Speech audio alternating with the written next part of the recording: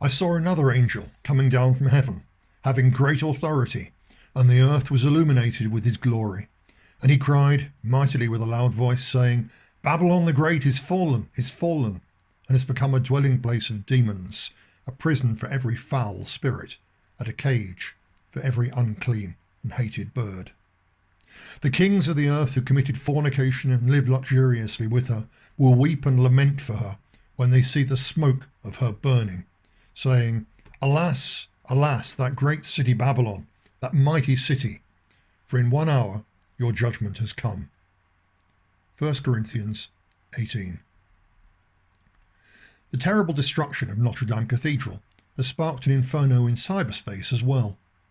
Despite the now insane levels of censorship of politically correct ideas online, the internet is awash with underground reports of radicalised young Muslims gloating over the destruction of what was perhaps the most iconic Catholic cathedral in the whole of Christendom.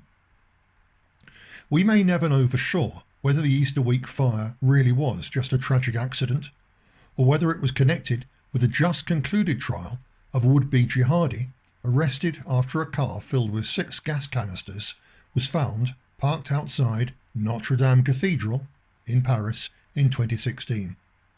Ines Medani, 22 years old, was sentenced following a 3-day trial during which she was accused of encouraging would-be jihadists to go to Syria and participate in attacks against France between March 2015 and June 2016. It is certainly a remarkable coincidence that the Notre Dame fire was started just 3 days after she was jailed. Needless to say, the authorities would be desperately worried about the potential for a public backlash if it did emerge that the revered cathedral was hit by an Islamist arson attack similar to that launched against the historic Paris church of Saint-Sulpice. Thankfully, the structure of this target made it less vulnerable to fire than the much older Notre Dame, so firefighters were able to put out the flames much sooner. That attack just last month was one of a string of acts of religiously motivated vandalism directed against major Catholic churches in France since the start of the year. Some of the culprits appear to have been Satanists, but in the majority of cases it appears clear that they were Islamists. While the Notre Dame blaze may indeed have been caused by a careless renovation worker, anyone who believes that the embattled Macron regime and its flunkies would not lie and try to cover up an ISIS-motivated arson attack needs to get a grip on reality. That said, oh my brothers, I want to take you now to a much deeper level of understanding of the Notre Dame disaster.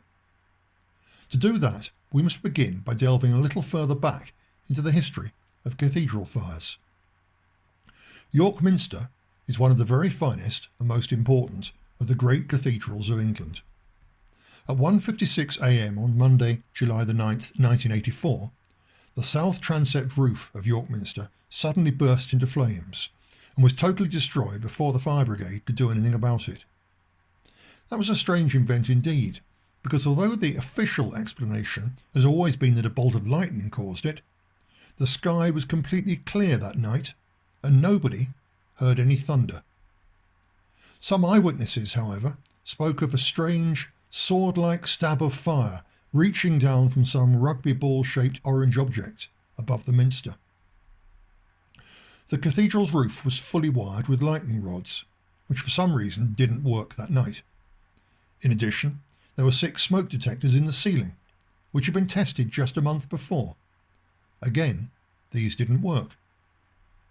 In other words, the whole event was a mystery. Or was it? On the afternoon of Saturday the 7th of July, just 34 hours before the devastating fire, David Jenkins was consecrated Bishop of Durham in York Minster. The previous spring, American television had asked Jenkins to appear on a chat show. In answering certain questions, he'd admitted that he did not believe in the virgin birth. In his own words, "I wouldn't put it past God to arrange a virgin birth if he wanted to, but I very much doubt if he would, because it seems to be contrary to the way in which he deals with persons and bring his wonders out of natural personal relationships.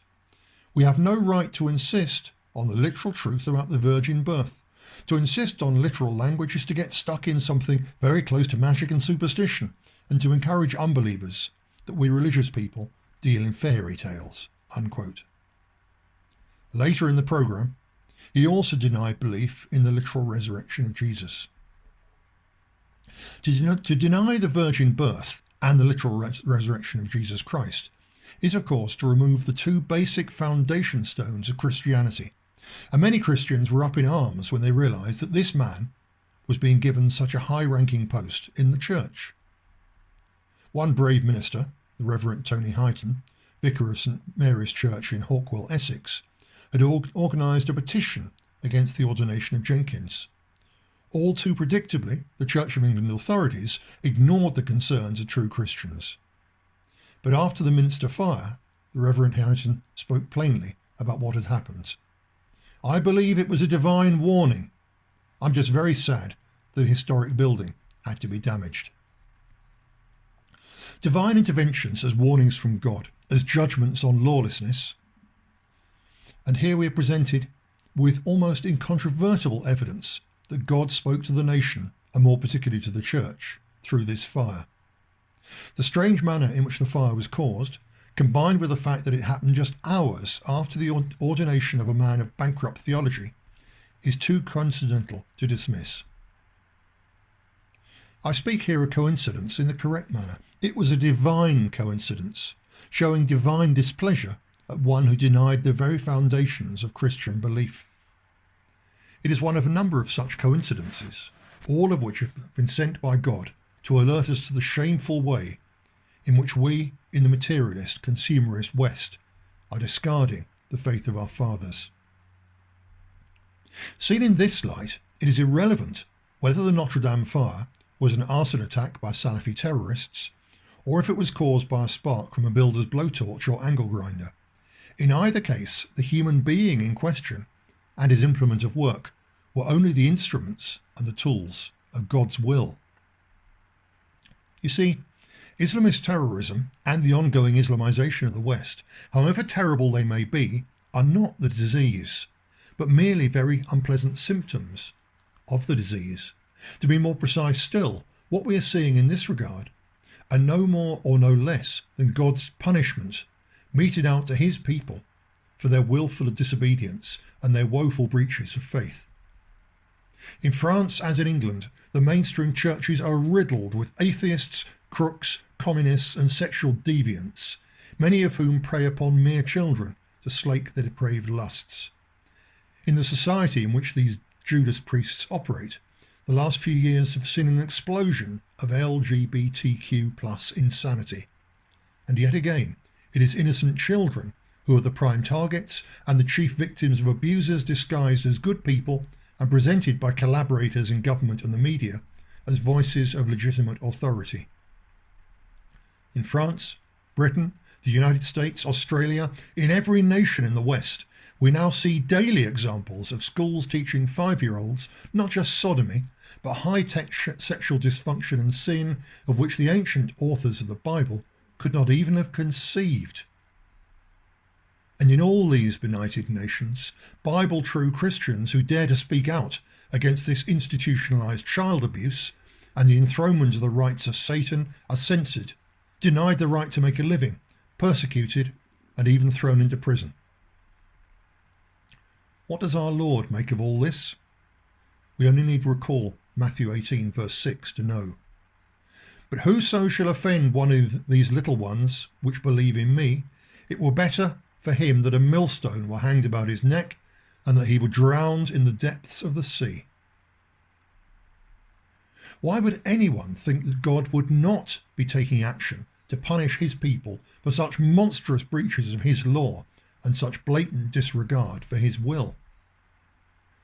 And throughout the Bible, at the bitter end of each of the sin cycles by which his people of old lost their faith and strayed into idolatry and perversion, who did God use as his chastening rod, the harsh tool with which he punished the disobedient and drove them back to the paths of righteousness? The sons of Ishmael. Who was Ishmael? The son of Abraham and Hagar.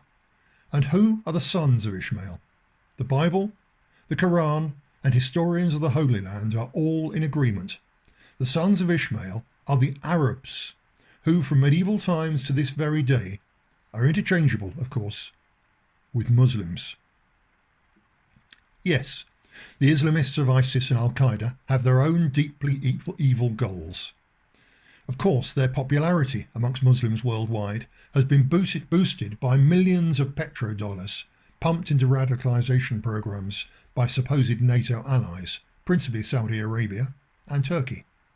And of course, both ISIS and Al-Qaeda have been aided repeatedly by the intelligence agencies and ruling elites of Western states, Britain, the USA, Israel and France in particular.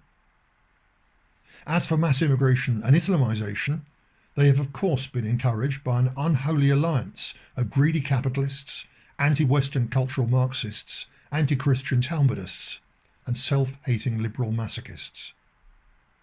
But above and beyond all the materialist reasons and political manoeuvrings is the spiritual plane. And that is where these great issues of our time have their real beginnings, just as, in the fullness of God's time, they will have their end.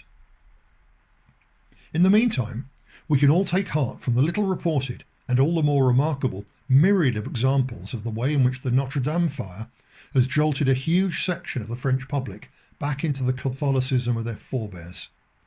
From spontaneous prayers in crowded streets through to enormous congregations in churches all over the country, the shock has created an instant rejuvenation in personal Christianity in France. To what extent this will last, or whether it will fade away as the charred embers are cleared from the floor of Notre Dame and the long work of reconstruction begins, has yet to be seen. But what it does show is the potential for a real shock to bring his people back to God. Given the impact of what people largely consider a single accidental fire, then just imagine the impact of a coordinated wave of overt and admitted Islamist terror attacks that will leave dozens of ancient cathedrals in flames and kill untold numbers in hundreds of sensitive secular targets alike, not just in France, but all over Christendom. When it happens, and it will happen, it will be wrong to blame all Muslims. Instead, people should understand that such terror is exactly what the jihadists unleashed on the people of Libya and Syria with the active and enthusiastic assistance of Barack Obama, Nicolas Sarkozy, David Cameron, and with the continued, although thankfully less active support of Donald Trump, Emmanuel Macron, and Theresa May. They should understand that the blame lies most of all with the liberal political and media elites and big business figures who unleash mass immigration on the West, ignoring in so doing both the warnings of a handful of far-sighted prophets and the wishes of a large majority of their people. And above all else, they should understand that such folly and treason have succeeded only because it is God's plan. Because it is necessary, sadly necessary, to create the Islamist chastening rod that is the only thing that can create the catastrophe that will shock his people back into obedience to his laws. Of what is to come, there can be no doubt. Just as there can be no doubt as to the eventual victory of the forces who will strive in his name. Deus Vult.